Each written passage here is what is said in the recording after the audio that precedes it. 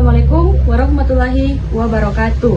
Perkenalkan, saya Sindani Paunganan dengan NIM A32123062 dari kelas B, Prodi PPKN Angkatan 2023. Nah, di sini saya akan membuat video resume mengenai materi pada hari ini pada mata kuliah Sistem Peradilan. Nah, langsung saja pada materi pertama, yaitu tentang model penyelenggaraan peradilan pidana. Adapun pengertian peradilan pidana adalah peradilan pidana merupakan suatu sistem atau mekanisme penegakan hukum pidana yang melibatkan berbagai lembaga mulai dari kepolisian, kejaksaan, pengadilan hingga lembaga permasyarakatan untuk menegakkan hukum, melindungi masyarakat, serta menegakkan keadilan bagi pelaku, korban, dan masyarakat. Selanjutnya yaitu adapun tujuan penyelenggaraan peradilan pidana. Tujuan utamanya adalah yang pertama, menegakkan hukum dan keadilan. Yang kedua, melindungi hak asasi manusia, baik pelaku maupun korban. Yang ketiga, menjaga ketertiban dan keamanan masyarakat. Yang keempat, mencegah kejahatan dan melakukan pembinaan terhadap pelaku. Dan yang kelima, mewujudkan kepastian hukum dan rasa keadilan di masyarakat. Selanjutnya yaitu unsur dan lembaga dalam sistem peradilan pidana.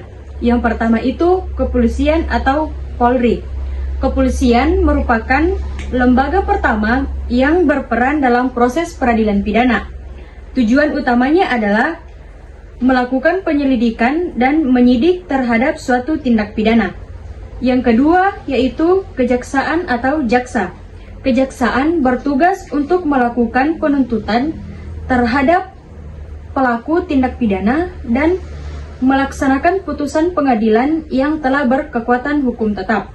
Dan yang ketiga yaitu pengadilan.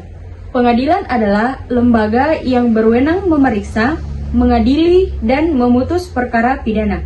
Yang keempat adalah lembaga permasyarakatan atau lapas. Lapas merupakan lembaga tempat pelaksanaan pidana penjara bagi terpidana setelah putusan berkekuatan hukum tetap. Dan yang terakhir yaitu advokat atau penasihat hukum. Selanjutnya yaitu model-model penyelenggaraan peradilan pidana. Yang pertama itu crime control model, yang kedua due process model, yang ketiga model restoratif justice, yang keempat model rehabilitatif, dan yang kelima model integratif atau Indonesia. Selanjutnya yaitu tantangan penyelenggaraan peradilan pidana di Indonesia. Yang pertama, penegakan hukum yang belum konsisten dan bebas intervensi. Yang kedua, over kapasitas lembaga permasyarakatan. Yang ketiga, kurangnya penerapan keadilan restoratif dalam kasus ringan. Yang keempat, ketimpangan akses keadilan bagi masyarakat miskin. Dan yang terakhir, masih lemahnya koordinasi antar lembaga penegak hukum. Kemudian materi selanjutnya yaitu pemeriksaan, penyelidikan, dan penyidikan. Adapun pengertian pemeriksaan dalam konteks hukum pidana adalah pemeriksaan adalah serangkaian tindakan untuk memperoleh keterangan. Dalam konteks hukum pidana, ini berarti meminta keterangan dari saksi, ahli, atau pihak terkait lainnya. Adapun dasar hukumnya yaitu dalam KUHP pasal 1. Selanjutnya yaitu peran pemeriksaan dalam tahap penyelidikan. Yang pertama, dilakukan oleh penyelidik. Yang kedua, mengumpulkan informasi awal. Yang ketiga, memperjelas peristiwa dugaan tindak pidana. Selanjutnya yaitu peran pemeriksaan dalam tahap penyidikan. Yang pertama, dilakukan oleh penyidik. Yang kedua, memperoleh keterangan rinci dari tersangka atau saksi atau ahli.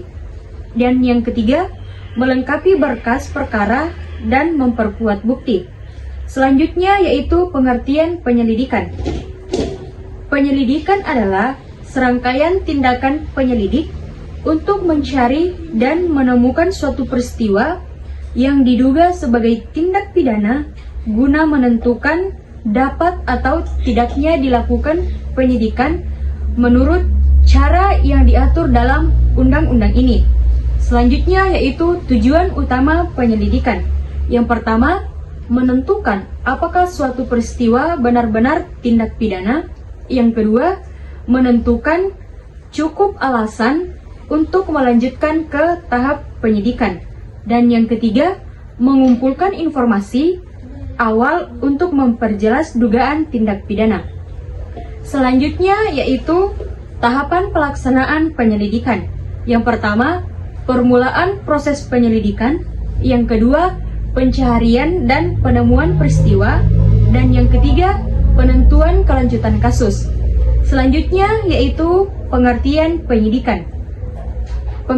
Penyidikan adalah serangkaian tindakan untuk mencari dan mengumpulkan bukti, membuat terang tindak pidana, dan menemukan tersangkanya.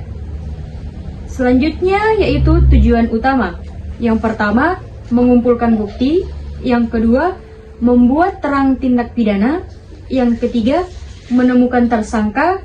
Dan yang keempat, melengkapi kasus berkas perkara untuk penuntutan. Kemudian, tahapan dalam pelaksanaan penyidikan. Yang pertama itu peningkatan status. Yang kedua, pengumpulan bukti. Yang ketiga, penetapan tersangka.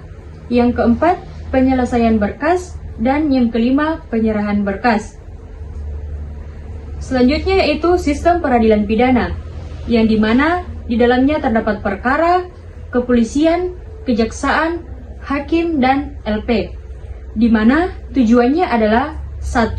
Pencegahan kejahatan. Yang kedua, resosialisasi pelaku kejahatan. Dan yang ketiga, kesejahteraan sosial. Adapun pengertian sistem adalah rangkaian bagian atau unsur atau komponen yang saling berhubungan satu sama lain secara fungsional untuk mencapai suatu tujuan. Nah, baik, sekian penjelasan video resume dari saya. Mohon maaf jika ada salah kata. Saya akhiri. Assalamualaikum warahmatullahi wabarakatuh.